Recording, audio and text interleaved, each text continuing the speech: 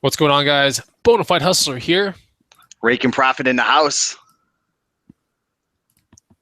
And Casey the Rockstar Flipper. How you doing? All right, so what is going on? Welcome to the Green Room Hangouts, Wednesday night, 8 p.m. Central. It's a live show, and I'm the Bonafide Hustler. I reside in Austin, Texas. I flip stuff I find from garage sales, estate sales, yard sales, flea markets, pawn shops, swap meets, and I put it on places like eBay, Amazon, Craigslist, my antique booth, and consignment stores in town.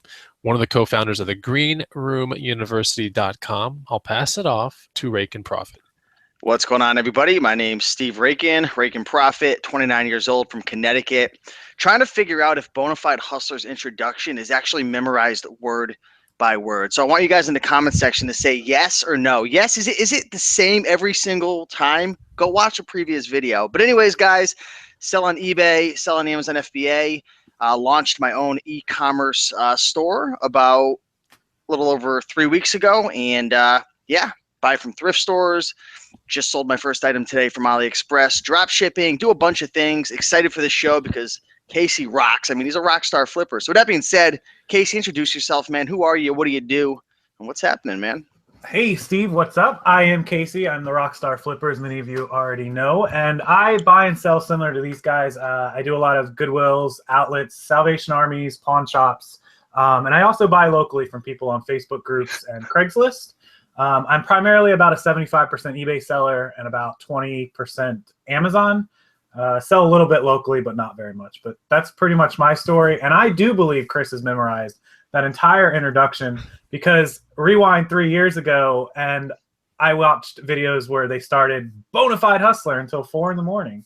That's where I actually got my start. And this is, for those of you that don't know, this is the first time I've ever been on a show with Chris. So I'm super excited to be here. Yeah, I know. We discussed that earlier, and I was like, whoa. It's like high time, you know? Yeah. But so we have a really good show ahead of time. If I seem kind of like slightly out of it, I might have a flu. I might not have a flu. I don't know. But anyway, yeah, it's not contagious, not at this point. But that's the only reason. It's going to be a really awesome show, I think. And if you are watching it live, there's a column on your right, and you can comment as much as you want. Keep it relevant, of course. If you have questions, then if we're quick to see them, we can ask them to Casey and everything like that. Otherwise, we'll get right to the content. We're going to be talking about what items sell best on eBay and kind of get into Casey's business and his style and all that kind of stuff. So, Casey, first of all, where do you live? Oh, I live in Gulf Coast, Tampa, Florida, just outside Tampa. It is sunny, 80 degrees for those of you that are suffering up north. I'm sorry. Oh, it's cold over here, man. I don't want to hear that. And also, people can link up with you, Casey, on your famous YouTube channel, which is called Rockstar Flipper, all one word. And you guys could probably find it also on any social media. Rockstar Flipper, anywhere on Google, you'll find me. Okay. Good. Before we go into the eBay part, like, how'd you get the name Rockstar Flipper? That's a great question, actually. That had to have been like a 4 o'clock in the morning thing as well. I literally clicked on those name generators for like 5 hours, and I finally gave up. And I used to watch a lot of rock. I'm kind of in a lot of rock music into it, and I watched a lot of those videos very early in the morning while I was watching resale videos. And I just was like, they're rock stars, and that's how I came up with it. It was just an aha moment one morning. Okay. So like Rockstar like real rock or Rockstar like Nickelback? All right, we'll give it the alternate rock flipper. Okay, alternate Rockstar. Okay, cool. That's good. All right, so we'll get right into this. We want to make sure our sound sounds good. I think we're sounding good, right, Rakin? Check, check. Yep. Everything's Casey, looking good. Let's make sure everything's looking good in the comment section. We've got a bunch of people in there right now. A lot. I mean, we have 152 people watching live 5 minutes into the show. So everything's looking good. A lot of people saying hello. Want me to shout some people out? Yeah, go for it, man. Sure. We got Real Talk from Fort Lauderdale in the house. We've got Stone Mason, Greg Ropp, Mises Pieces, Uncle Picker, Antonio Russo. Good to see you. Tim Miner. Alfred, Henry, Marcos. I mean, we've got lots and lots of people in the comments. So, yeah, if you guys are excited for the show, let's dive into it. Be sure to smash that like button, show some love. Texas Also, Gal Treasures down there near you, Chris. I'm familiar with her. That's right. She's having a meetup, I think, on the 11th or so of January in Houston. So I know that's in the Sweet. green room. I don't know if that's a public thing, but oops. But yeah, so anyway, here's a really funny comment too from Malaki Irvin. Hey, Chris sounds like the tax agent who's doing your taxes with the slick jokes. Ha ha ha. Anyway, all right, enough with the slick jokes. Let's get right into we have a meaty outline right here, okay? It's full of meat. So if you're a vegetarian, you probably want to not tune into the show, but got you, Rakin. So let's talk about eBay real quick. I got you good, bro. Your jokes are at point tonight, man. Bro, do you have a separate outline that we didn't get for that? No, like this is new jokes, new introduction, Chris. I'm a meat eater, dude. So you're a vegan. Get out of here. Am I? Ouch. I think you are. Okay, so let's talk about eBay real quick. Why eBay in the realm of reselling options, right? It's the very first question on the media outline. You know, there's a lot of reselling options now. We got merch, we have Amazon MF, FBA, there's so many things to do, right? There's the Shopify stuff. There's, gosh, I mean, there's just too many things. Like you can resell local to local, you know, OARA, all that kind of stuff. So why eBay in a realm of all these options, Casey? Oh, me first. Okay. Well, eBay, I don't know what the current numbers are. Was it 30 million US shoppers per day on eBay? You can't really beat the bang for your buck marketing, advertising, getting in front of enough eyes. The other reason for me personally, I know a lot of you guys are familiar with my merchandise. I like used clothing and I like broken electronics and broken items. I do very well on that. And that's the only real marketplace that I'm allowed to sell that kind of merchandise on. So that's for me personally. Okay. Do you remember what got you started in eBay itself? Like, do you remember kind of like the thing? Was it a 4 a.m. thing where you were making up your name? You're like, oh, I'm gonna do eBay too. Like, where did it all start? Yes. So 7 years. I actually backtracked the dates, but it was 7 years ago. I played Magic the Gathering. I was, you know, a younger kid, and I played it, and I realized I could make money off of the cards that I didn't need or want anymore. And at the time, there was no Amazon. We're talking 7, 8 years ago, and I naturally put them on eBay, and that's how I first started making money on eBay. That was the first thing I ever sold. Magic the Gathering cards. Correct. Did you go to those like rooms where people would just gather around for hours on end and like, did you go to those kind of things? Not regularly, but a few times I did. And when I saw the dealers at those things selling cards that were $1 or $2, selling them for 20, that's where I realized that the stuff that I had was worth more money than I was paying. And I was like, wow, I could do this online. And so I started doing the research on eBay, and that's when it all hit me. Okay. So that's the catalyst. I see. That was 7 years ago. How long ago was that? It looked like from what I could find, it was the summer of 2008. So it would have been 7.5 years ago. All right. And then fast forward to today, you got many items. I would say thousands or 100, maybe 100,000. A lot by now, right? Yeah, we have 2,100 active on eBay and 1,500 on Amazon. Some quantities. We're close to 4,000 total items. Okay. It's tough to get that much inventory, because once you know, the more inventory you get, the more it sells, right? So you have to constantly be finding more and more inventory to keep it up. Is that something that stands true in your eyes, in your business? Yeah, and thank God I have, you know, my employee and my fiance that take care of the back end here at home. I'm allowed to go out and source any day I need to go out 12 hours a day for 3-4 straight days. So, and as you guys see in a lot of the videos, yeah, I'll have 3 or 4 straight days of sourcing. And then even I get a little where I'm like, I got to stay home and start getting this stuff selling. So that's kind of my rotation, 3 or 4 days out, 3 or 4 How days do you home. do it? I don't think I could honestly, like, I've done it before. And like, for me, like, it's fun until you reach like 4 hours, and then or even 3 or 4 hours. And then it's just like, it becomes overwhelming. How do you do it 12 hours a day, 4 days in a row? Is it the pressure of knowing like you've got employees, and if you don't get them inventory, it's like you're kind of screwing them over? Yeah, that's my biggest pressure thing is when I get home, they're asking, what do we have to list tomorrow? What's on the agenda? How much stuff? And I see only 100 items. I'm like, well, that's good for 2 days. Like, and I'll go out. I enjoy being out though. I love being out at stores. It's just, I don't get burned out. So I just love it. Okay. So you do have automobiles. One of them is a really nice one. The other one, I mean, to get all this stuff from point A to point B, you're using, what are we using here? SUV, a van? Yeah, Kate has a an Infinity. What was that, a QX60? It's a pretty good size third row SUV. But I actually fit a lot of stuff in the i8. A lot of my social medias, I have pictures of me taking hauls home in the i8. It's I like taking.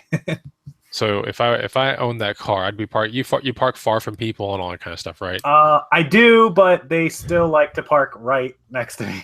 Oh man, that's not good. Any dings yet?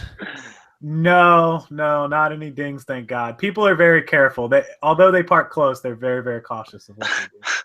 Wow. You ever had like a really, really, really close parking job? Like I was at Chipotle a couple months ago, and literally, it was so close to my door, like I had to go around the other. It was like this close. Like it was the craziest thing I've ever seen. Has that ever happened to your car? Yes, so my doors open up. They don't open out, and it causes problems. And somebody at Applebee's, I was at the inside, and they were in like the to-go, which was the last spot, and they parked right next to my driver door, and I couldn't get in the car.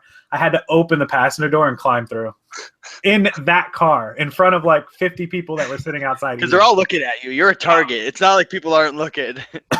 Oh yeah, they were looking. Everybody outside was looking, and I just opened the door and climbed through. That's crazy, man. Yep. Well, I guess that's definitely. I don't know. I mean, I don't have that great of a car, and I'm like, Hustler problems. I know, and I park far away from a lot of people all the time. I still have one door ding right now. Yeah. Okay, so the edge of eBay, real quick. What's so great about the eBay platform that you enjoy it versus others? Like you're just like, this is the reason why I do eBay, why I love eBay.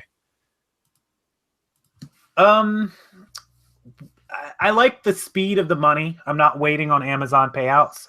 Most times Amazon nets me more money, but I can turn that money faster in the 14 days that I'm waiting for. That's a huge thing for me. Like you guys know it's quantity, volume, inventory. So turnover for me is absolutely key. Okay. What is AS? What's that? You know what I'm talking? There's an average selling. What's the average selling price? I mean, can you get it over a year, or what's it? For October, November, December in your book? I just looked at mine the other day. I'm around 67, 65, and then 1 month was like 138 for some reason, but that doesn't really count, I don't think. What was yours at? Was that 138? Was that fourth quarter or December? Obviously. That was surprisingly, that was actually October for some reason. I don't know why. That was your average selling price. If you sold 100 items divided by your total price, that's really high. That's super. 138 is super high. That's why I'm like, I don't count that one, but I'm right around 60 to 67 usually. Even 60 is very high. My eBay price is hovering around. I think somebody told me, I haven't even looked. I think it was $28. That's really good for the volume that you do. Yeah, like that's impressive. It's okay. Yeah. Yeah. Just before fourth quarter though, it was at like 22, so 23. So my average cost of goods is between $2 and $3 on most of that stuff. So it's definitely volume. My profit is $15. You're talking about if I sold it for 22 and after fees and all, I get $18, $19, and I paid $3. So I'm making 15. On Amazon, it's a little less. I sell all video games mostly. You guys know I'm a huge video game guy. My average video game sell price is $17, but my average cost again is like $2. So nice. Yeah. Cool. I mean, I do other ones that are, I might pay $5 for one that I sell for 25. So you can't beat those margins on eBay. There's so many different items you could sell on eBay, and that's one of the reasons why I really love eBay, because you could literally put anything on there, like broken things, like there's no brand restrictions that I know of. I mean, it's like the wild, wild west in a sense, That's so true. I have to agree with that 100%. I mean, my niche market is broken electronics, broken, toys and stuff. I love that stuff, and nobody else really messes with it. So I get like the cream of the crop around here. I know I'm killing myself, but I really get a lot of it. How are returns and stuff like that you find? I mean, out there, are you getting fair amount of returns, not many returns, no returns? I had no returns I expected, the fourth quarter returns, but surprisingly, my broken merchandise go to repair guys. So they're prepared for what they're getting. And it opens me up to many repeat customers. Their returns are nil, like almost nothing. They never send stuff back because they're prepared to fix it. So. Okay. I want to go out to the feed right now. This is more of an interactive question, but we were talking about average selling price of an item, right? What is the average selling price of an item in your eBay store? It's kind of hard to describe the metrics to get there, to look at the screen with a little graph and everything over the quarter. But What do you think it is, right? We're at 28 with, huge volume. You got me around 60 something with, pretty much now it seems like hobby volume at this point because we're working on the green room so hard. Um, what is it for you guys out there in the feed? Very curious if you know what your average selling price is. It's kind of an interesting number because you always want to, for me, you always want to get as high as possible and pay as least as possible because that's the whole name of the game, right? The higher you can get it and the less you can pay for something. It's just like you're just getting way more. You're just getting smarter as you go, right? And you're finding it for less. When I first got started on eBay, 2000, what was it? 12 or 13. I think after my first year, my average selling price was like 15 or 17, something. It was like really, really low because I was making a lot of mistakes and I didn't really know what to be on the lookout for. But then as the years went on, it went from, and I'm just throwing out random numbers, from like $16 up to like 24 and then up to 30 the next year. And then now it's probably, way higher than that because I'm very selective. But if you're new, don't worry too much if your average selling price is super low because you're learning. Right, you're trying to figure out what works, what doesn't. But with experience, you're going to find that your average selling price will increase. I don't know if you found that to be true, guys. So repeat that again, Raken, because I'm looking at the feed here with like a ton of really. Did you find that over the years selling on eBay that your average selling price was increasing because you were getting better at selecting profitable items? Oh yeah, absolutely. That's the name of the game, is to get as much knowledge as you can, network with the right people, watch as many videos as possible, and get your selling price as high as possible, and source from the best places to get your buy price as low as possible. That's the name of the game. Mm-hmm. If I would love for mine, if I could work harder at it to get it closer to by the end of the year, maybe into the 70 range. We'll see. Maybe I can, maybe I can't. But here's some of the numbers coming in from the feed. We have Stone Mason at 12 to 15, Texas Gal Treasures from 20 to 30, Hoobie the Real 20, Julie V from 27 to 32. I love the fact that some people know about this number, right? It's a very important number to know about. Heart Picker 60 to 65, right? Lauren, Hot Chick Thrift, 35 to 65. Okay, that's a pretty big spread. Nice. Silver Hair Stacker, 22, 38. 20 or so Josh. So yeah, and then PGH Picks, 20 to 25. So it looks like a majority of people are in that $20 to $40 range. Yeah, they are. Seems like. Yeah. So there you go. So I don't know. You guys that are hitting 60, Chris, that's incredible. Like, to me, that's a mind-blowing number. Yeah, but I'm also like a lot less volume than you. Right. Yeah. And then the market that I'm picking from is it's really good. I mean, it's really, really good and very easy to hit a good 100 with a $5 item, right, or a $10 item. There's very few full-time eBay sellers that I know, and even when I was an eBay seller full-time, like my average selling price wasn't that amazing. It was low 20s, and then slowly got up over 30. But I feel like a lot of the full-time sellers, like, it's gonna be lower than average. Like, most people aren't gonna be 50s and 60s. Like Ronnie Hart Picker, he's a good example. Like, he was doing clothing only, and I think at one point his average selling price was like 50, 60, $70. Like, it was crazy, but like he's like a clothing ninja. But most full-time eBay sellers, I feel like, are going to go more towards that volume because there's only so many items, depending on where you live in the country, that you have to sometimes take the $5 profit or the $8 profit, because how many $40 profits are you going to find? What are your thoughts on that, Casey? Yep, and that goes back to my having to have enough inventory for my girls to list. If I'm not picking up those $10 profit items that are going to, $20 sellers, then I'm only going to come home with 10 items and somebody's not going to have a job. So, for me, it makes sense the amount of items they can list. If I'm making a $10 or $15 profit and they can get 40 items up in a day, that's potentially $500 worth of profit. If they're even making 10 or 12 bucks an hour, I'm spending 100 on them to make 400 or 500. So I'm okay with that. And that's how people are like, how can you live off of these $10? Well, it's volume. What you have to make sure that what you're picking up is paid for by that time or labor that you spend when you get to that point. Right. I go for that kind of volume when I do FBA. When I get in these modes, right? I don't know. People like Raken and I, we get in modes, right? And when we get in these modes, it's like we might just go pawn shopping for, we blasted it for like a couple months, or then you go thrifting for a couple months.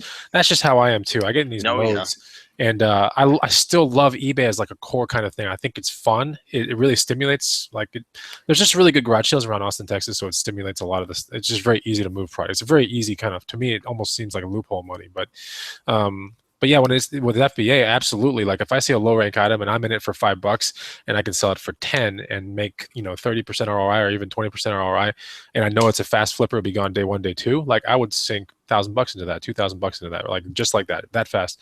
But that's what FBA is. The beauty of FBA is that you can move volume like that, especially if it's repeatable and you get the same sticker over and over and over, printing out. It's really easy to do that. But with eBay, it's a little bit harder to make big volume. As you can see big in a green room, for example. The people that do FBA big numbers, I mean, these are huge. There's some really crazy, huge numbers coming out. And then people that are considered very good on eBay, for example, are somewhere in the 100,000 category, all the way up to what I would say maybe $300,000 to $400,000 a year sales category. Like that's pretty decent eBay seller already, in my book.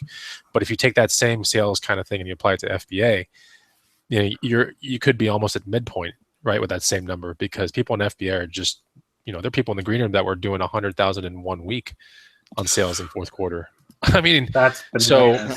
I mean, it's crazy, but if you see the bar graphs, you're like, God, like that doesn't lie. That's a snapshot. And I don't know if they're green room members, but I saw some people on Facebook groups too that were posting their their best days in December. $36,000 sale days, and I'm like, wow, like what have I done wrong? I mean, that was my whole month. So, like, geez, and yeah.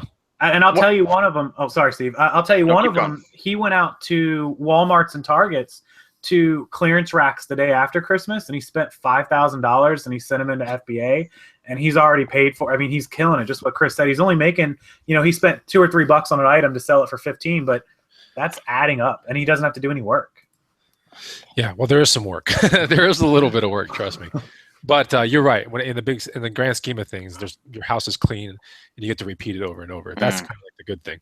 And you don't deal with, like, let's say 1,500 customers. You deal with, one shipment, right? And Amazon deals with 1,500 customers, which is fun. Anyway, so that kind of leads us into this next question, which is like, are you finding that seasonality plays a large role in your eBay business, much like Q4 would for Amazon, for example? Casey. Yes, absolutely. I mean, Q4 was great for eBay. Sales went up from 18 to 20,000. We did 26,000 in December, so it was a 25% increase with sales. Because I sell electronics and video games, that's obviously the most popular time for that as well. So that was a huge month for us, and we're still doing okay right now because of gift cards. People still have gift cards they're spending. Sales aren't where December was, but it's still okay. It's not bad. It's normal, though. The sales are going to come down. People, they spend a lot of money, and it's normal. I think as a reseller, we have to realize there are going to be peaks and valleys, based on the season. It absolutely is, and a lot of people don't know this, and I'll make a video when it gets closer to this time, but I have some summer products that I only sell like March, April, May, and June, and I'll make a couple $1,000 a month off of these items, hopefully. And you got to pick seasons like that. I know one guy in particular who's all eBay, and he buys for every holiday. He's one of those guys that buys every holiday thing after they go on sale. And then next year he's got them. And he's been doing this for like 5 years. And he makes it killing. The guy does like $300,000 a year on eBay. Wow. Yeah, but he's storing it in like storage facilities and stuff, obviously? I believe he used to have storage units, but I believe now he actually has an office for his full-time thing. And he has like a 1,500 square foot office, and it's stocked in bins. He's got thousands of bins. The guy has, I couldn't even describe to you. I've never seen, I don't think Walmarts in an entire city have as many bins as this guy has. It's crazy. Hey, Casey, I know you're into the selling seasonal stuff and whatnot. Have you ever jumped on the, I know you're into selling clothing. That's what I meant to say.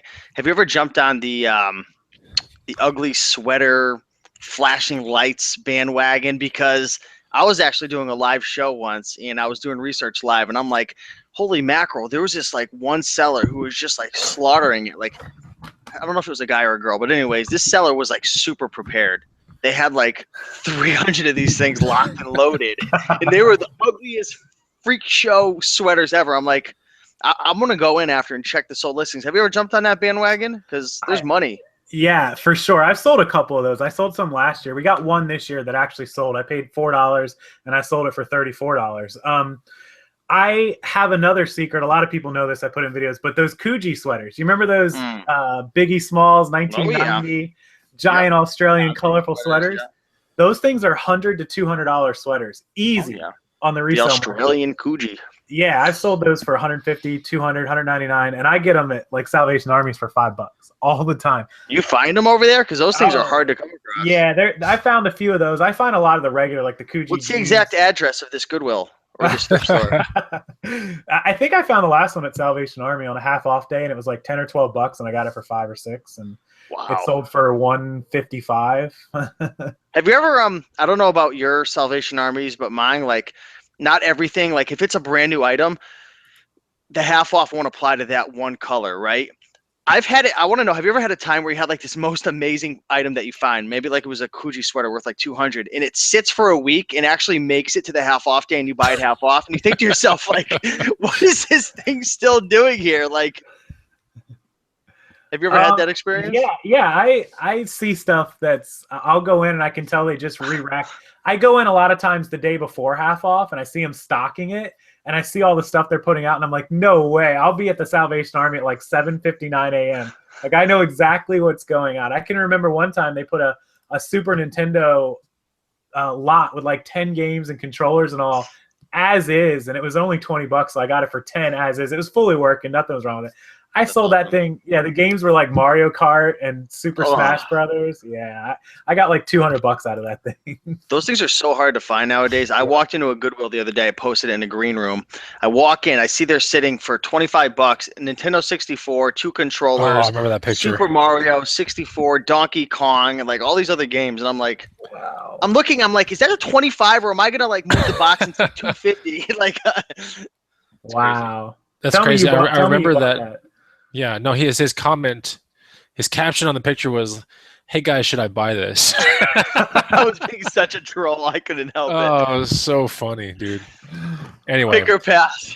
Yeah, pick or pass. Oh my god, that's classic. That's classic. So let's switch gears for 1 second, because a lot of people here know about Casey and the Rockstar Flipper YouTube channel, which you definitely need to subscribe to. He's literally on that channel every single day. I don't even know where this guy sleeps. Like, I think he sleeps in YouTube somewhere.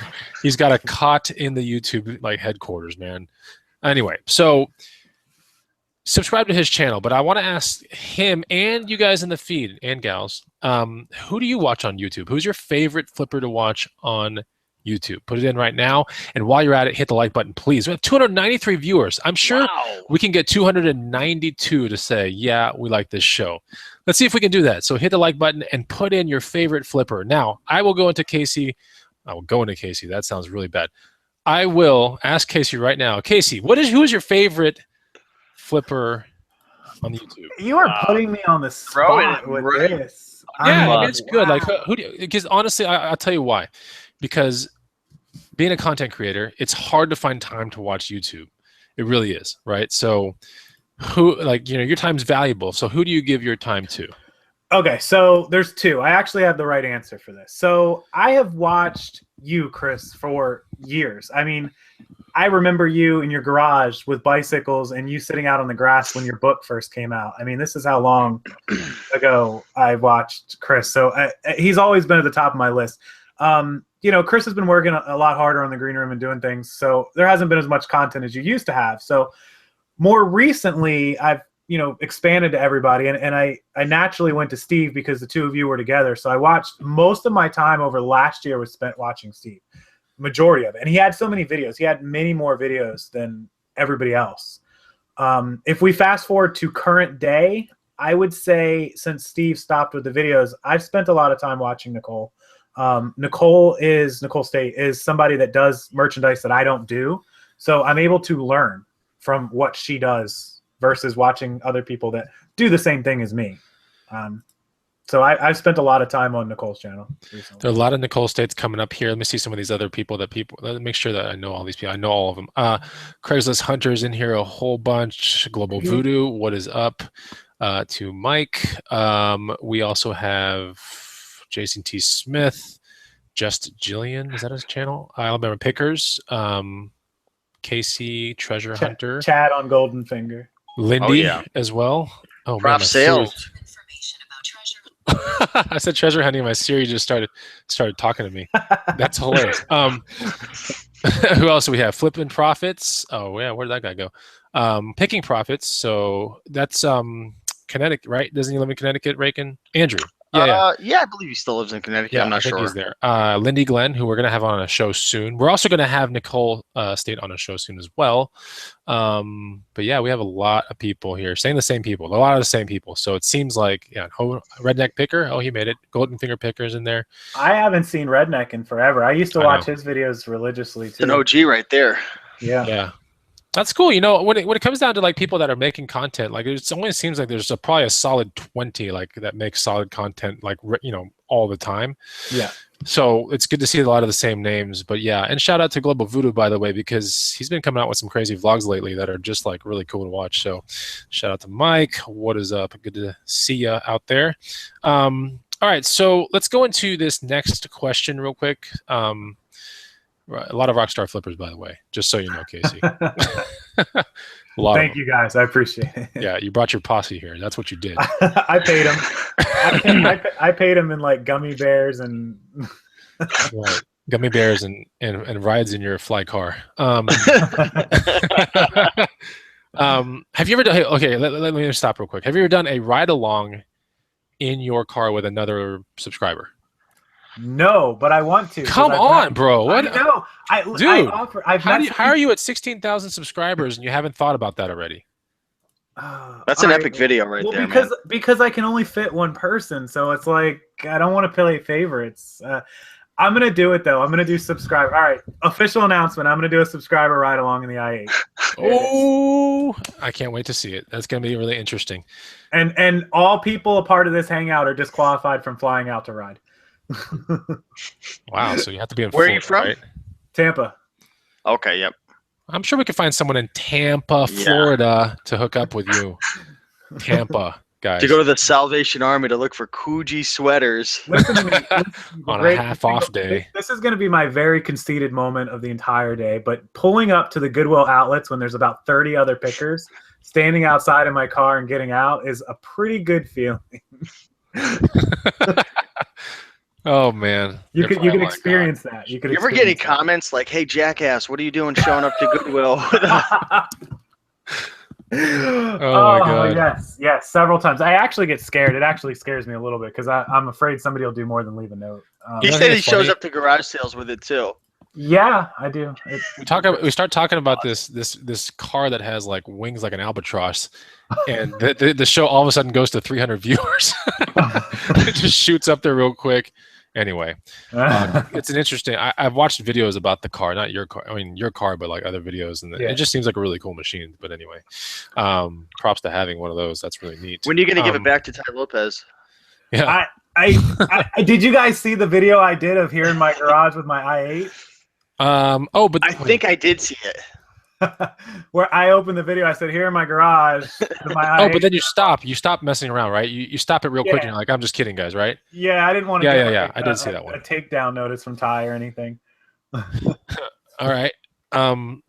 So let's go into this next section right quick, which is where do you mostly source all your? So you talked about the Salvation Army. Let's talk about other places in Tampa, Florida that you can roll up in a going car and crush your competition. Like what is that? Kind of emotionally and physically. Oh, putting me out there now. This is not going to end well for me, for anybody else that sees me outsourcing. So for anybody that has never been to Tampa, we have somewhere in the neighborhood within a 30-minute drive of me, north of 100 pawn shops. Whoa. So naturally, you could do well just that alone. Like that's enough for anyone to do really well. I mean, period. That's just it.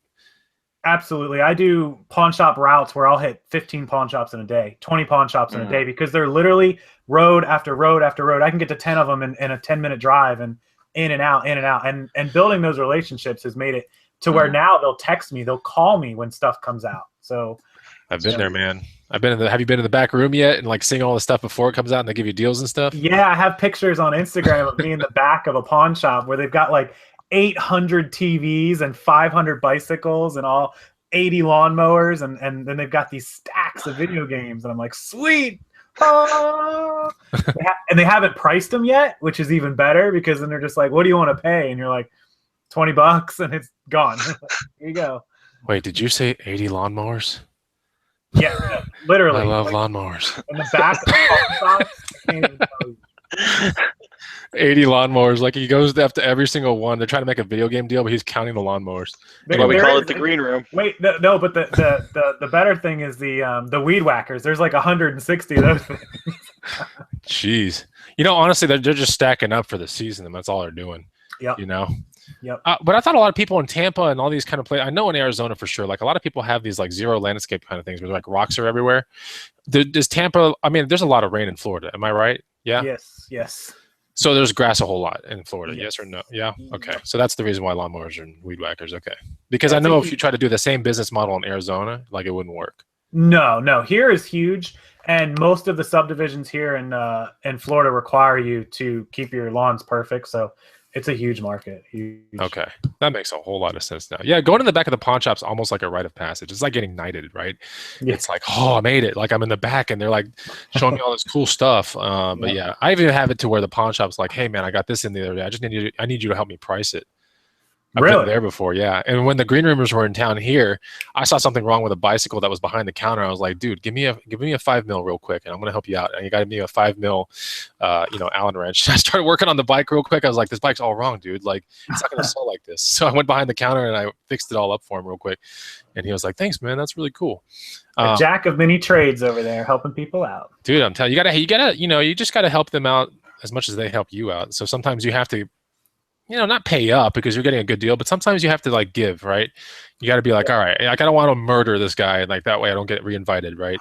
Like, you know what I'm talking about. But what I like about pawn shops is that there's always high quality goods. Casey, do you kind of feel the same way? You're always looking at really decent stuff, right? Yeah. For the most part, there's only a handful of pawn shops that I stopped going to. Most of them are really good stuff. And the other great thing is they're constantly rotating inventory. From week to week, there's new stuff in every shop. I mean, it's crazy. One cool thing about pawn shops is like compared to like a thrift store will hold on to something for months at times. Like you'll never see them just like go from like $80 to like 20. Whereas with like a pawn shop, like eventually they'll just blow it out at like a ridiculous price. And that's the time where you can make some money because if you're selling on eBay and Amazon, you've got the ability to sell to the whole world, essentially, right? When they're stuck to just that little area, that 5-mile radius or whatever it is. Right. Whoever walks in their door is their customer, and if they don't walk in that door, then they know pretty much after 2 weeks or 4 weeks if something's going to sell. And if it's not, pawn shop people are completely money driven, and they will start dropping the price to move it. So a question to Rakin and Casey: how many 4 or 2 gigabyte memory cards have you found in cameras yet? It's like every camera out there seems to have a 2 or a 4 gig memory card just sitting in it. I found some 32s before. Oh, really? Yeah. Yeah, I found 32s. I found 64s. I literally pull stuff out all the time.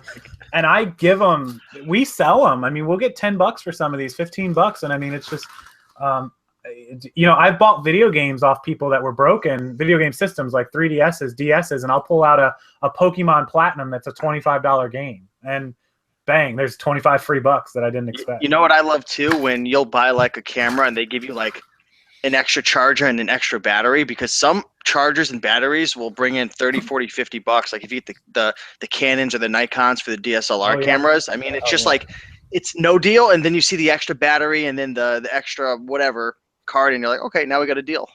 Yep. Absolutely. Yeah. Extras. 100, did you say 100 in a how many mile radius did you say, Casey?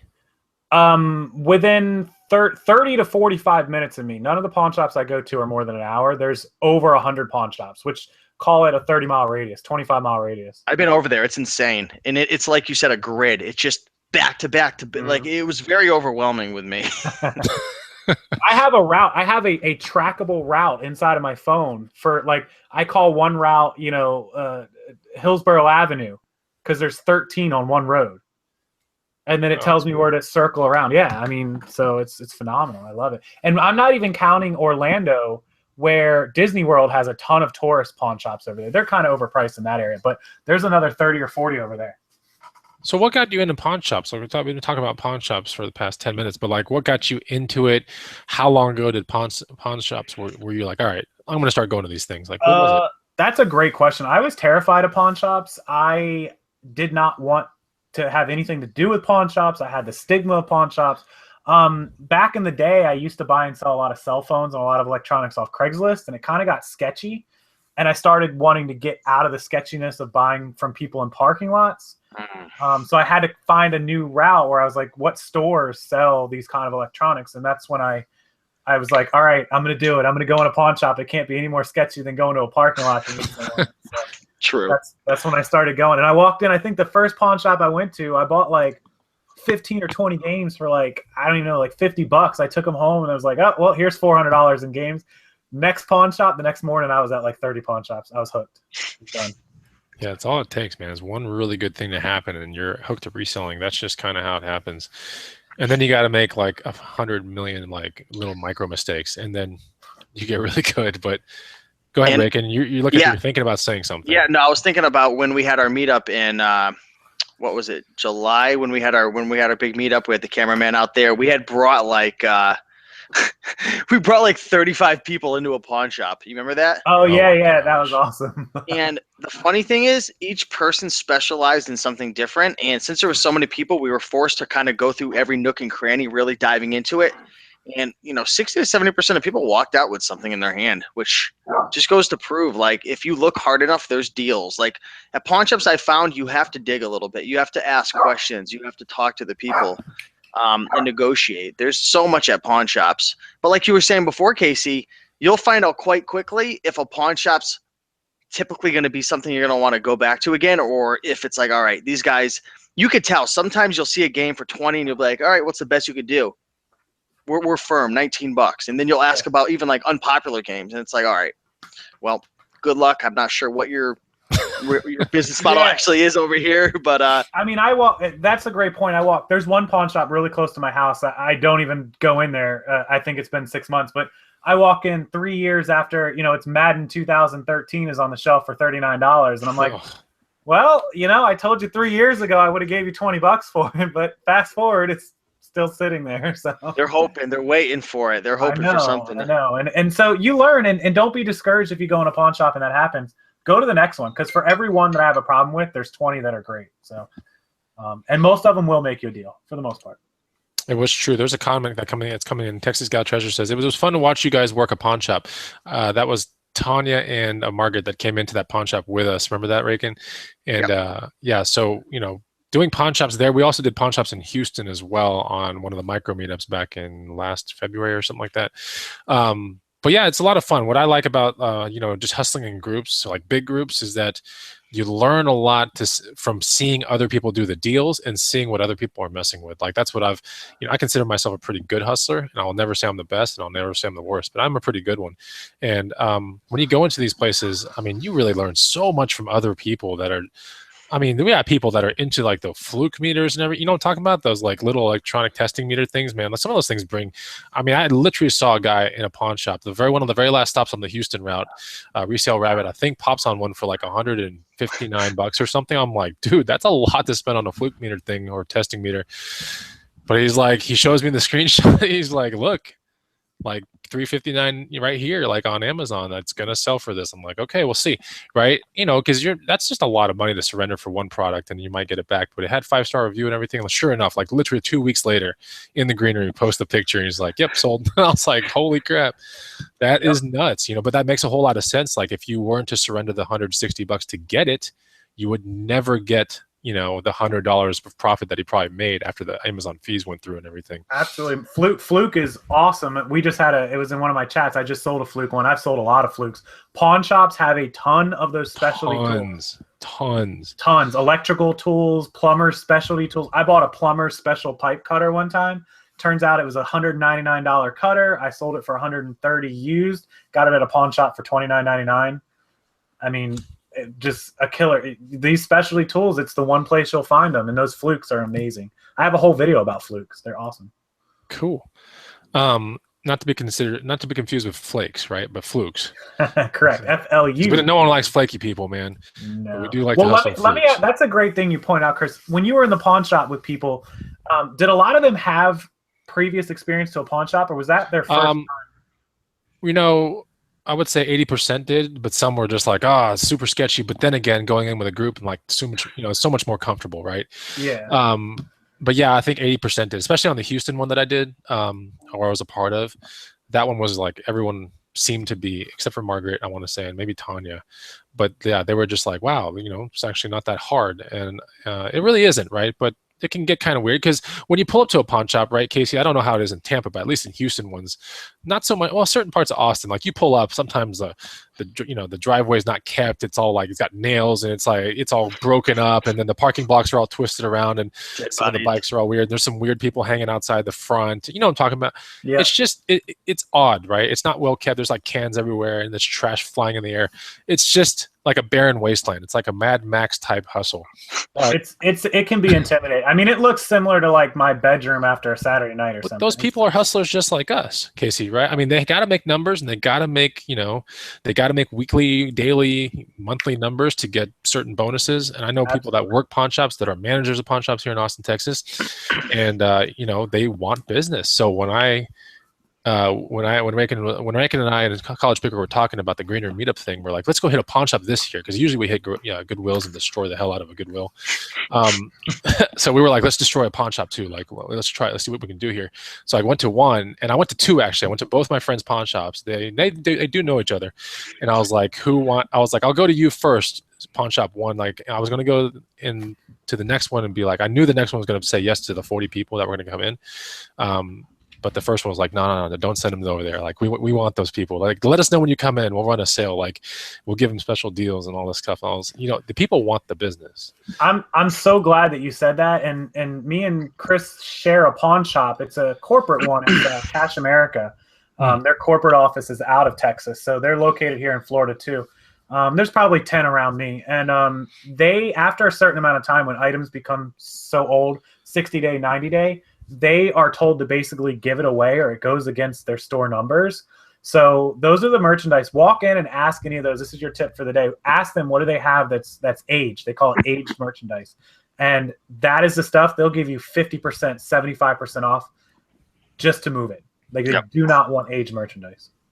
That's a good tip, man. I might try that. I've actually contemplated, when I was over the holidays, I was like, what would really make me happy? Because we talk about that a lot in the Green Room. Like, do what makes you happy. Doesn't matter. There's so many avenues to hustle. 10 to 20 different things that you can do to make money without going to a corporate job, right?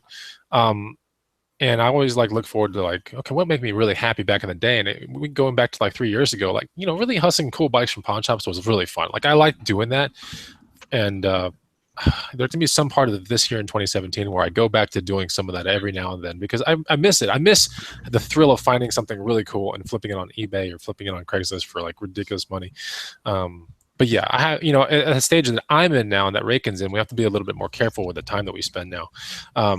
But we still love the thrill of all that. When the rumors come into town, we're always going to do all these fun things with them. And garage sale season, Tampa, right? It's probably got great garage sales. Oh, it's gonna be amazing. Oh yeah, we're still we can still garage sale right now. Oh yeah, I mean, it's 80 degrees Saturday. So wow, 80 degrees. So it's year round. I've always heard that Florida is year round garage sales. Is that true? All year, absolutely. I mean, and people right now after Christmas, garage sales. I saw some listings for garage sales this weekend. It's bonkers. I found hundreds for this weekend. Dang, Rakin, how many this weekend in Connecticut? I had about 100 minus 100. Okay, so yeah, it's gonna be crazy. So one, yeah. But all it takes is even when I did really well a couple weekends ago, really, really, really well. Harsha was here in town from the Green Room, and I filmed it. I haven't edited it yet, but there was only 9 we saw that day, maybe 7. All it takes is one. Just remember. So if you're thinking I shouldn't wake up, there's only 7 sales out there. If they're slightly condensed, go out. Because believe me, that day right there made me over 1,000, maybe even in the 1,500 range pretty quick. Okay, so let's talk about this. We talked about where you source from and everything like that. Let's talk about your go-to items to sell. What's your number one thing that you look for in thrift stores, garage sales, and pawn shops? Video games. I am the king guy of video games. And the funny thing is, I'm not a gamer. I very rarely play, but I know every video game, every price. I know what to look for, and that's you like money. Yeah, I mean, video games, and they sell just as quickly as any other item. Video games are a fast seller. If you buy a game, even if you overprice it on eBay, even I mean, most of mine sell on Amazon, but on eBay, you'll get a best offer for $1 less, and it'll go. I mean, and they're so easy to find. They're everywhere. They're at every yard sale. Every kid's got them for sale. Every pawn shop. they're everywhere. I mean, you can't walk in somewhere without finding video games, period. That is true. Eric and I just wrapped up episode 5 of this complete webinar thing that we did inside the room today. We wrapped it up today. But we were discussing on maybe episode 2, we had Brock on there. And video games are almost like a currency, right, Casey? Like it's almost like having real money in your pocket, correct? Yeah, absolutely. I mean, video games, as big as the online gamer world is, the gaming world in general, they are just as fast as you can get them, you can turn them. And there's no, as long as you're not being, just rebel and guessing at prices, you can just scan every one. Most of them got barcodes. Just scan them. It's very quick. I mean, you can go through them as fast as books.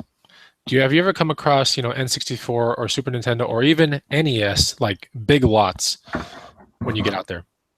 Yeah, usually I'll find those at yard sales where a kid's got his N64 with 10 games and some controllers, and he puts it out at a yard sale for $40, where $40 at a yard sale is a lot of money to some people. No one's going to take their kid and buy them an N64 for $40, but I'm going to walk right up and be like, sold, like, here's $200 in games, whoop. And so I picked that stuff up a lot. I found a GameCube with 25 games at a yard sale at like 1 p.m. They hadn't been able to sell it for like $40, and I walked up and I'm like, I'll give you $20. Gone. I think I got $300 out of all those games. I mean, it was crazy. It makes you wonder, why was it sitting? Because video games, like, there's certain items, right? Like for me, like video games, bicycles, anything to do with like fishing stuff, like it goes super, super quick in my area, and it just makes you wonder, like, did the hustlers sleep in? Yeah, somebody missed that completely. And the other thing a lot of people pass on too, I see these a lot. If you guys ever come across games that don't have labels or DS, or these are 264 games, and this came out of a pawn shop. You guys they're probably gonna cut me off of the chat for this, but I paid $1 a piece for these because they don't know what they are. This one's Mario Kart, and this one is GoldenEye 007. You'd think they'd test it.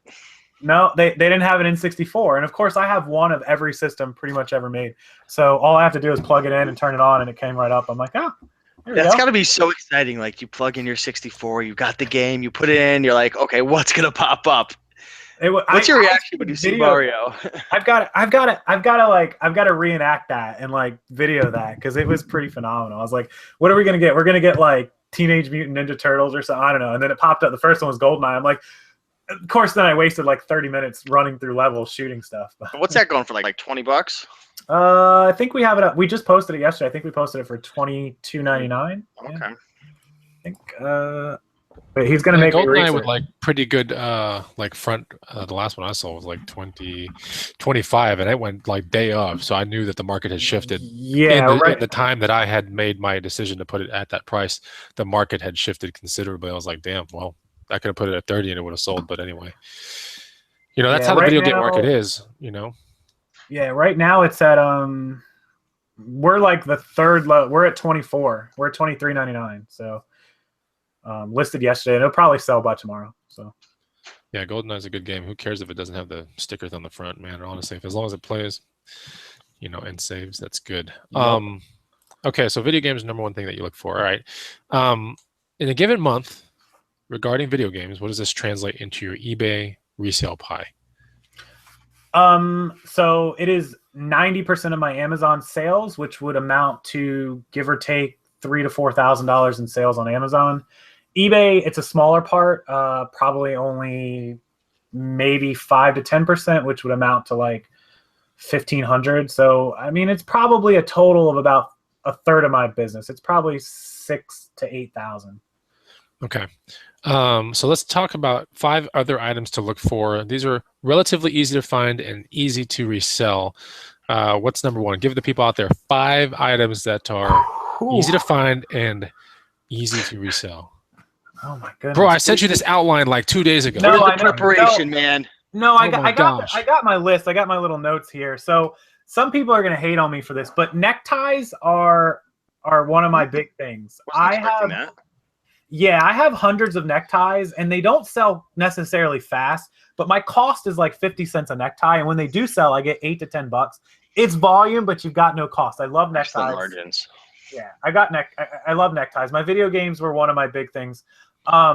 This is going right along with that, but video game strategy guides are huge. I sell the crap out of video game strategy guides. Naturally, it's just an add-on to my thing. If I get the game to go with it, it's even better. iPods. I'm not a cell phone seller and I'm not a big tablet seller, but iPods of any type are huge.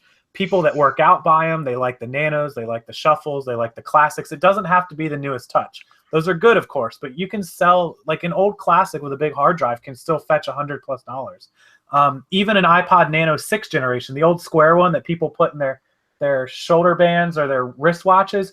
I just sold one today for $60. I bought it at a pawn shop for 20. So iPod's definitely on the top of that list. If you guys can find them, get it. Anything book car related, supercars. I sell any book I find, and I actually have one right here. This came to me from a fan, so I'll never sell it, but I'll show you guys what I'm talking about. Anything with this kind of content on it. If it's got Lamborghinis, Ferraris, no one's cool enough to have i8s in the books yet, but these car aficionado books are phenomenal. I sold so many of these last year. I probably sold over 100 books about cars. Wow. Easily. And when I get them, they sell. They sell like crazy. I got a book that was all about Ferraris. That's all it was about, the history of Ferraris. Yard sale, bought it for $1, sold it for $29.99 on Amazon. So look for that kind of stuff. And the last thing that people, they probably don't think this out of me, but very collectible coffee mugs. I just got one, old school Epcot Center, gold. I just got this a couple days ago. It was just in a video. This is it. Ooh, I like that one. Yep. And this one was dated. I looked it up. This one was dated 1992. I don't know if you guys can see it on the video, but you can probably get a good idea what I paid for it. Gosh, So, you paid too much, dude. I didn't get it on half off day, so I was a little disappointed. But we're gonna list this one for $25. So look for Starbucks. I sell Starbucks coffee mugs, of course. Disney coffee mugs. Anything really collectible coffee mug wise will sell immediately. We won't have that more than, if it goes up tomorrow, it'll sell before the weekend. So that's an item. You find those at every thrift store, every yard sale, everywhere you go, you'll find those. Okay, good. So those are the 5 right there. We're going to kind of try to fast forward through this outline. Casey, what do the people need to do for this hangout, man? We have 290 viewers, 147 upvotes. Casey, let them know what's up, man. Yeah, my math's a little sketchy, but that's only 50%. So if you guys haven't gone down to the right-hand side, below the video where you're watching us, there's a thing that says 293 watching. Just below that is a bright blue thumbs up. If it's not bright blue, please press the bright blue button there and make it bright blue. It's a big thumbs up. We really appreciate it. How many do you think we could hit, Chris? I mean, we're at 152, 153. I mean, this is the Bonafide Hustle YouTube channel. The possibilities are endless. I think we can hit in the 220 range pretty quickly within the next 2 minutes. But while I have, I don't know if they've got what it takes. I don't know if they do. I think they got what it takes, man. I know the Rake and Profit YouTube channel would. I know it definitely would. Ooh, but throwing shade. Man. Dang, dude, that was below the lower abs right there. That was below the belt. We were just below that 6-pack. That was below the 6-pack, bro. Anyway, I'll be talking to you later, Rakin. Well, I have your guys' attention on here as well. We were talking about really profitable items that sell really easily. Another 95 for you guys, likely right here, sitting here. You can get it on the link below. Check that out. Made by the Green Room staff about 2 years ago. Good stuff in there. I likely all 100 Casey can hustle or has hustled before. I can guarantee you that. But anyway. 191 now, 195. I said 220 is where we're going to end up, Rakin. So, we also have 7 people, Casey, that do not like what you're talking about. Just so you know, man. I think it's 7 people who are in Tampa that are wanting a ride. And I'm going to call it Spaceship 2.0. Spaceship 2.0, man. That's good. That's cool, man. I think what I'm going to do, since your car is really flat and my car is kind of tall, why don't we put Spaceship 1.0 above yours and do the whole Bigfoot thing, right? And just, you know what I'm talking about? Be kind of cool. I gotta take a road trip out to Austin. Yeah, dude, you totally have to, man. Well, if you're gonna do that, just come in July, man. You're better off just coming in July and just that's where the madness is gonna be right there. And that's where and the funny thing is, in the next 2 weeks, that's where the headache begins for me and the planning staff. Whoa. is we're planning that far ahead. It's not July, actually. It's in June 8th. Yeah, June. I was going to June say, what are you 15th. talking about? No, it's been bumped up this year. It's What's June the date? 15th. What's the exact date? June what? June 15th or 14th, something like that. It's whatever weekend's right around there. That's the one we've decided that's going to be the weekend. I may be sourcing in Vegas. No, you're going to be in Austin. Okay, so Let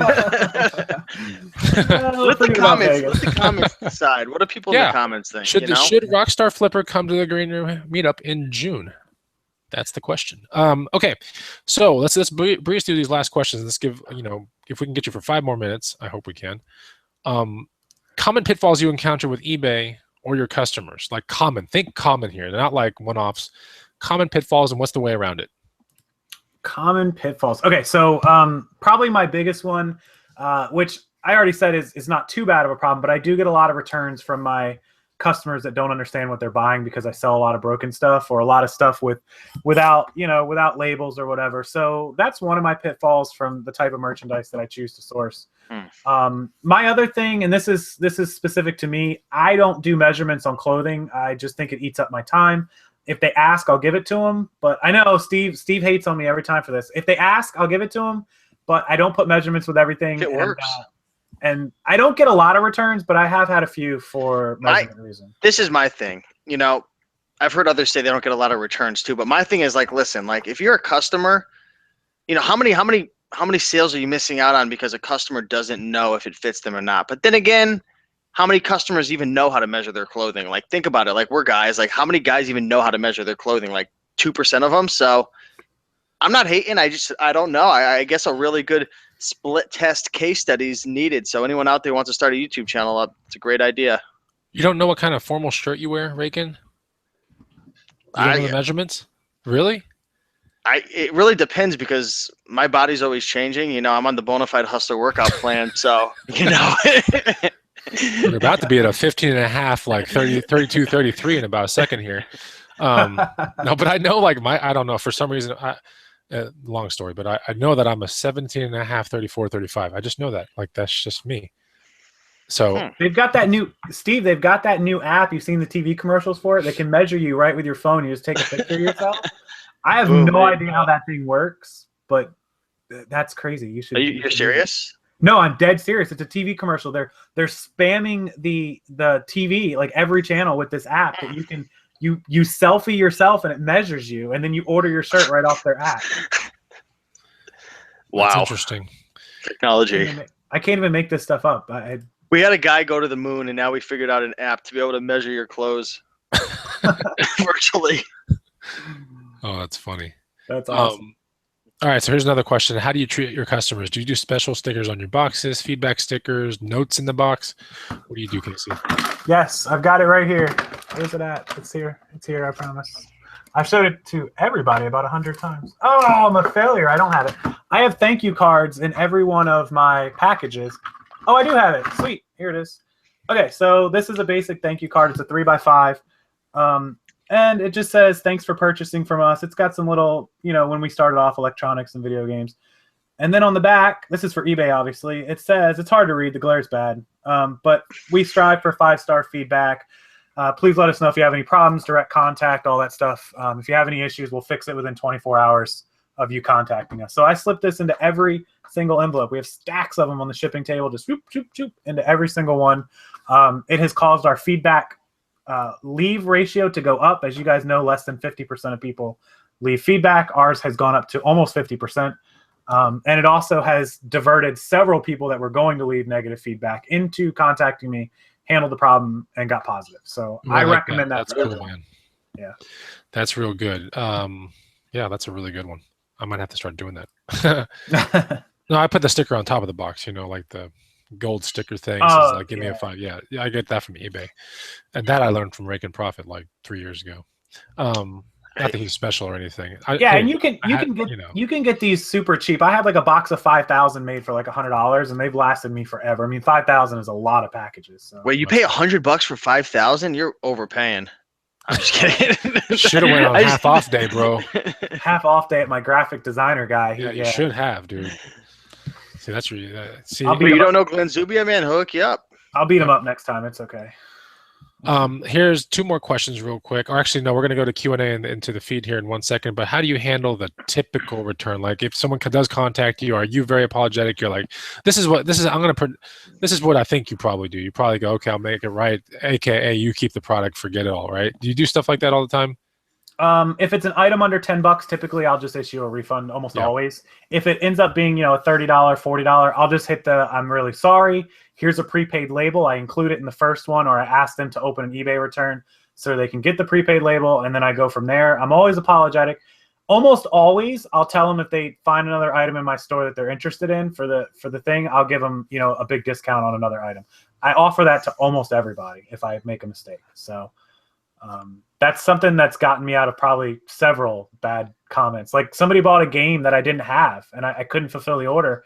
And I told them, pick any other game you want. It's 50% off. Shows you care. I mean, I think that's what the buyers want. They just want to know you care because there's so many scammers out there online. Not so many, but I think everyone's had a bad experience where, where people, they'll just be like, screw you, pretty much, the seller. So just by doing that, I think it shows that you just doing a little extra, right? I've had people recently try to, if I wasn't in this world, I would have got scammed. Like sellers that had a lot of feedback that just didn't care about the fact that they sent me a product that wasn't what it was supposed to be. And I'm like, dude, listen. And I messaged them back nicely. Hey, listen, look at my feedback. I'm a seller. I get it. Just help me out. That's all I want is a little bit of your caring and your help. And we'll make this good. I want to do business with you. So, and then they quickly turned around 360, like, yeah, I'll do what we got to do. But there are some people that have to be prodded into helping. Me, I'm just like, here, you know what? And some of those people I've noticed a couple weeks later came back and bought another item. And everything was good, yeah. All right, so we're going to leave the Q&A to the feed. We're going to pick 3 questions. So 3 questions that come up, the quickest ones. That's as much time as we got. We kind of ran over, our mark here, the 1 hour mark. But then again, there was a lot of meat, Reagan, on this There outline. was a lot of Dude, tofu if this was a sandwich, this would be a Reuben. It would be a really big, fat, meated a tofu Reuben sandwich. A tofu Reuben, dude. I'm glad we got through all the meat. But let's look at the questions here. From Malaki Irvin, how would you get started without selling stuff at home? Like how to get cash? I don't know if I answered this. I don't know if we need a little bit more clarification on that one. We'll go to another one because I don't quite understand that question. Here's one for Steve. No, we'll stick with the ones for Casey. I think he's asking if you don't have your own stuff laying around the house to start to build capital. How would you go about getting started? Garage sales and thrift stores, right? Yeah, the cheapest you could go. I mean, get yourself a part-time job, save some money, and go to garage and yard sales. Francisco Castillo, what do you think of Gary Vaynerchuk preaching about selling on eBay? Casey, do you know anything? That's great. Yeah, no, I actually I've been watching a lot more of Gary V's. I got away from him for a while. The guy's super smart. For those of you that have never watched Gary V, go watch some of his videos. He's really, really an intelligent guy, and I think he's good at anything that he does. And if he's not good at it, he'll learn. He teaches himself. Like I think he almost makes mistakes on purpose to learn. The guy is a learning machine. Like just listening to him, he absolutely, when he starts something, he just goes all into it. And you got to do that. If you're going to do something, do it right. Okay, 2 more questions. How much did it change your eBay life hiring an employee? Oh my God, the flow, the volume, being able to go out and source and know that somebody's at home to ship the packages out at 9 a.m. and then start listing from 9 to 3, 6-7 hours of listing. I knew that all the stuff I bought yesterday wasn't just sitting in the death pile. I don't have the death pile problems that you guys have. Usually I don't have that problem. You're hoping to have that problem so you don't have to be stressed against the wall having to find more inventory. Yeah, no kidding, right? It's tough though. These girls will knock the death piles out pretty quick. Should have trained them so well, man.